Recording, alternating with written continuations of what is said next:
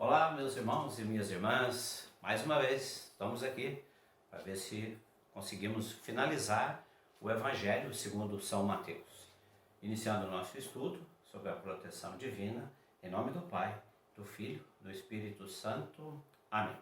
Nós paramos o nosso último encontro falando sobre, falar sobre a estrutura do Evangelho segundo São Mateus. Então, recapitulando brevemente alguns pontos fundamentais, primeiramente lembrando que Mateus escreve o seu evangelho, organiza, ele monta o seu evangelho destinado aos judeus convertidos ao cristianismo, e ele tem como objetivo, como propósito, mostrar que Jesus é verdadeiramente o Messias. Então nós vimos a utilização ampla dos textos do Antigo Testamento, dos profetas, e ele usa de maneira muito significativa desse recurso do Antigo Testamento.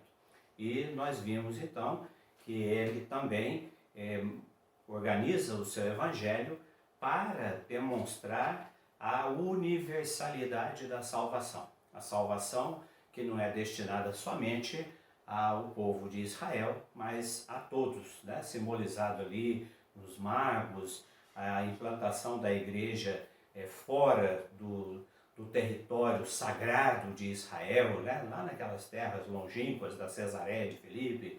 Então, aqueles elementos que nós já conversamos a respeito. E nós introduzimos no nosso último encontro a estrutura do Evangelho de Mateus, ou seja, se vocês pegarem o evangelho, por exemplo, o Evangelho de Mateus e o de Marcos, dentro daquilo que nós já aprendemos sobre os sinóticos, que eles contêm uma mensagem muito semelhante, apesar de algumas diferenças, mas nós vamos constatar que muito daquilo que está no Evangelho de Mateus também está no Evangelho de Marcos, porém numa outra distribuição. E não necessariamente seguindo a mesma cronologia dos capítulos e versículos. Vou dar um exemplo, depois vocês poderão encontrar outros exemplos. Se vocês pegarem aquele episódio dos amigos que levam o paralítico na maca até Jesus, no Evangelho de Marcos isso é narrado no capítulo 2, logo no início do Evangelho de Marcos. No Evangelho de Mateus está no capítulo 9, ou seja, a mesma história, mesmo enredo, mesmo objetivo, mas dentro da organização de cada um está situado num momento diferente, tá certo? Então isso é fundamental. E lembrando que nós paramos falando sobre essa estrutura do Evangelho, que também Mateus vai se utilizar dessa estrutura para lembrar do Antigo Testamento um personagem fundamental que é Moisés. Moisés e os livros do Pentateuco. Então, por isso, Mateus pega todo o seu conteúdo, tudo aquilo que ele obteve de informações da fonte que vele de Marcos, que ele pegou de Lucas, e ele elabora um conteúdo com 5 discursos de Jesus. Ele cataloga esse conteúdo e monta essa estrutura de 5 livrinhos para lembrar do Pentateuco. Gênesis, Êxodo, Levítico, Número, Deuteronômio, os 5 primeiros livros. Então, esses pilares, esses discursos de Jesus, que são os pilares do Evangelho de Mateus, eles estão ali para sustentar a doutrina do Mestre. Ou seja, Mateus organiza o seu ensinamento a partir desses livros que ele vai organizar. Nós já mostramos isso aqui, os 5 pilares, esses discursos que sustentam, que dão sustentação para os ensinamentos, eles são sempre precedidos de uma parte narrativa. Ou seja, vocês têm na apostila, procura lá, o quadrinho que eu montei na apostila, vocês vão perceber essa organização dos 5 livrinhos, e em cada livrinho nós temos 2 segmentos. O primeiro segmento, um segmento narrativo, aonde Mateus prepara o contexto, prepara o ambiente, e depois ele vem com o discurso propriamente dito. Então, Sempre assim, tá certo? Pode seguir. E aí, destaquei isso aqui para vocês, para que fique evidente o início e o fim de cada um dos discursos, né? A cada um dos pilares, né? A cada um dos discursos, no final diz assim: e Jesus, ao terminar essas palavras, ele tomou, né, rumo assim, assim, assado. Até que, quando ele faz o quinto e último discurso, ele vai fechar, ele vai finalizar. Ele vai dizer assim: e sucedeu, depois que Jesus acabou essas palavras, né, quando Jesus terminou todas essas palavras, ou seja, não há mais o que ser dito, então está encerrado esse contexto das narrativas e discursos. 5 narrativas, 5 discursos, cada narrativa e discurso monta um livrinho, tá certo? E os discursos, nós já chegamos até a falar disso no último encontro, estou ressaltando porque é fundamental. Os discursos estão catalogados dentro dessas atividades evangelizadoras. Então, a primeira dela, o primeiro discurso, né, o primeiro livrinho, ele retrata a Magna Carta, a Constituição do povo de Deus, né, baseado sobretudo no Sermão da Montanha, né, do capítulo 5 até o capítulo 7. Então, ali, né, embora possa parecer contraditório, mas ali estão as bases da justiça do reino de Deus, que é divergente da justiça do povo, né, a justiça do mundo, a justiça da sociedade. O segundo livrinho, ele trata do sermão missionário, ou seja, o envio para o anúncio da palavra, né? Vocês vão ver isso, sobretudo, no capítulo 10, quando Jesus, após ter elegido, né, os 12 apóstolos, vai enviá-los para a missão, para o anúncio. E é interessante, vejam nesse capítulo 10, um instante em que vai dizer assim: e eles serão enviados primeiramente às ovelhas perdidas da casa de Israel. Ou seja, o envio primeiramente para os judeus, né?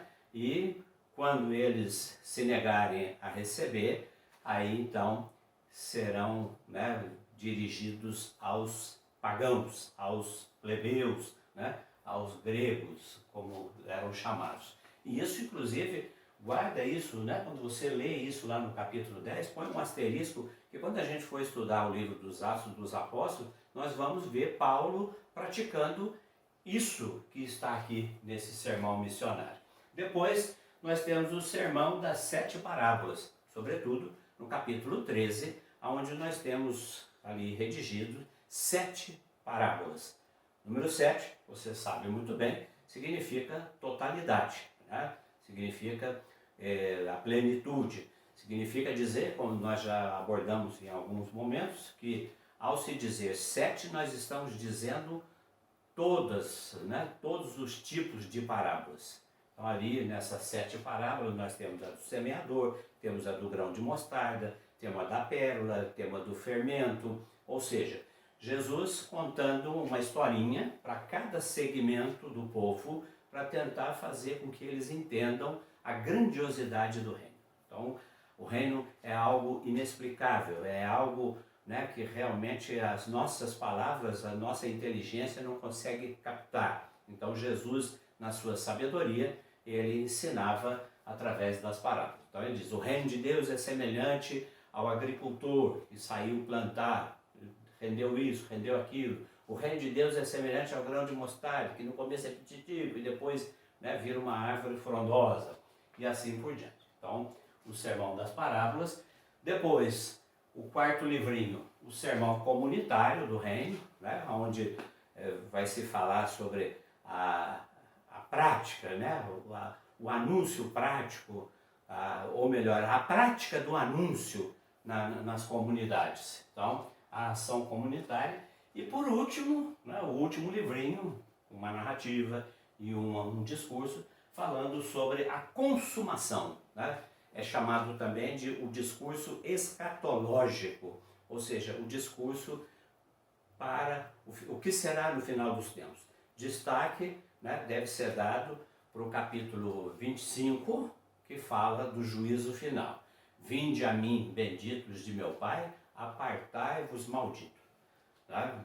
Fazer, né, estive nu e me deste de vestir, estive com fome, aquele discurso impactante. É o discurso do final dos tempos. Tá? Eu costumo dizer que esse sermão escatológico, nós podemos chamá-lo, né, do sermão do RZ. Né? O que é o RZ? O RZ significa regala o zóio. Tá? Regala o zóio porque o fim está próximo e de repente não dá tempo de se consertar. Então presta atenção, lê com cuidado. Pode avançar. Então, mais um avanço. É possível que o evangelista, né, eu já comentei, ao propor esses sermões, esses discursos, né, em 5 livrinhos, que ele esteja relacionando com Moisés e o Pentateuco, tá certo? Então, no Sermão da Montanha, Jesus se mostra como o novo Moisés ou o novo legislador, né? Ele vai apresentar a nova lei. Observa, né, vou dar mais uma dica para vocês, o seguinte, observa que no Evangelho de Mateus, o Sermão da Montanha é dito que ele foi praticado na montanha, no monte, né? Porque o monte significa, né, o local onde Moisés falava com Deus, né? O espaço, né, de proximidade com Deus. Então, Mateus usa muito essa questão da montanha. Se vocês forem observar, e nós vamos chegar lá, no Evangelho de São Lucas, ele fala que o sermão foi realizado na planície. Então, aonde que foi, seu Acácio? Foi na planície? Foi na montanha? Não interessa. Cada escritor tem o seu objetivo. O importante é o conteúdo da mensagem, tá bom? Então, não dá tempo de eu entrar em cada um dos livrinhos. Vocês têm a apostila, têm a Bíblia, leiam, né? Vai fazendo, tiver dúvida, fala comigo e não saia daí que nós já vamos falar sobre o Evangelho de Marcos. Então, rapidamente, né, porque o tempo é preciosíssimo e é curtíssimo, falar um pouquinho já para introduzir o Evangelho segundo São Marcos. É o segundo que está na Bíblia, mas nós já comentamos que ele foi escrito antes do Evangelho de Mateus, inclusive serviu de base para o Evangelho de Mateus e de Lucas. Tá? Então, lembrando aquilo que nós já falamos na introdução dos Evangelhos, né, que Marcos ele é representado pela figura do leão. Vamos mudar para esse melhor. Então, sempre, né, o santinho dele traz um leão junto dele, o leão que é o animal que habita, né, a savana, o deserto, e ali é onde Marcos iniciou o seu evangelho. Ele já entra, né, com Jesus praticamente no deserto, sofrendo as tentações. Já para início de conversa, Mateus escreveu seu evangelho para os judeus convertidos ao cristianismo. Então ele pôde se basear, fundamentar o seu texto no Antigo Testamento, e Marcos é diferente. Marcos ele escreveu o seu evangelho para pagãos, para o povo pagão, para o povo, né, das terras longínquas. Então ele não usa, ou usa muito pouco, o texto do Antigo Testamento. Por quê? Porque não era do conhecimento daquelas pessoas. Ele não iria alcançá-los com a sua mensagem, né? Então, aquilo que nós falamos, a mensagem está diretamente relacionada com o destinatário.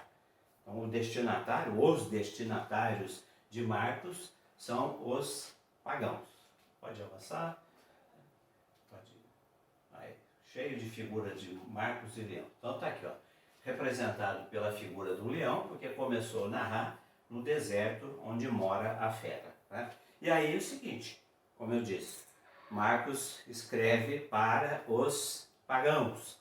E escrevendo para os pagãos, assim como Mateus, no seu propósito, quis e, né, se empenhou em revelar Jesus como o Messias, né, o Messias Salvador, Marcos escreve para os pagãos para mostrar que Jesus é o Filho de Deus. Então grava isso aí, anota no seu caderninho. Mateus escreve para provar que Jesus é o Messias. Marcos escreve para provar que Jesus é o Filho de Deus. E isso, né, já de cara, a gente pega esse foco, né, esse enfoque de Marcos. Capítulo 1, versículo 1, início da boa nova de Jesus, Filho de Deus. Ele começa assim, capítulo 1, versículo 1, o texto é exatamente esse. Início da boa nova de Jesus Cristo, Filho de Deus. Então, e é em cima disso que ele vai trabalhar. Ele vai trabalhar, né, para provar que Jesus é o Filho de Deus. A tradição cristã, né, sempre atribuiu o segundo evangelho, nessa sequência do livro e não cronológica, a São Marcos, discípulo direto de Pedro. Nós vamos falar disso aqui ainda nos próximos encontros, essa relação, essa afinidade, essa proximidade muito grande de Marcos com São Pedro, a ponto de alguns teólogos terem sugerido que o Evangelho de São Marcos poderia ser chamado de o Evangelho segundo São Pedro, né, porque tem muito de Pedro. Mais isso aí. E Marcos, né, ele é mencionado 8 vezes no Novo Testamento. Ele é muitas vezes identificado como João Marcos, originário de Jerusalém, tá certo? Inclusive aqui no Atos dos Apóstolos, capítulo 12, versículo 12, depois que Pedro foge da prisão, ele vai na casa de Maria, mãe de João, que tem por sobrenome Marcos, né? Onde muitos se tinham reunidos e faziam oração. Comecei falando desse pouquinho aqui do Evangelho de Marcos, justamente para assanhar vocês, para que vocês fiquem, né, com o gostinho de quero mais, para a gente prosseguir, assim que for possível, o conteúdo do Evangelho de São Marcos. Leiam a Bíblia, baseado na apostila. Qualquer dúvida, pode nos procurar. Ficando por aqui, em nome do Pai, do Filho e do Espírito Santo. Amém.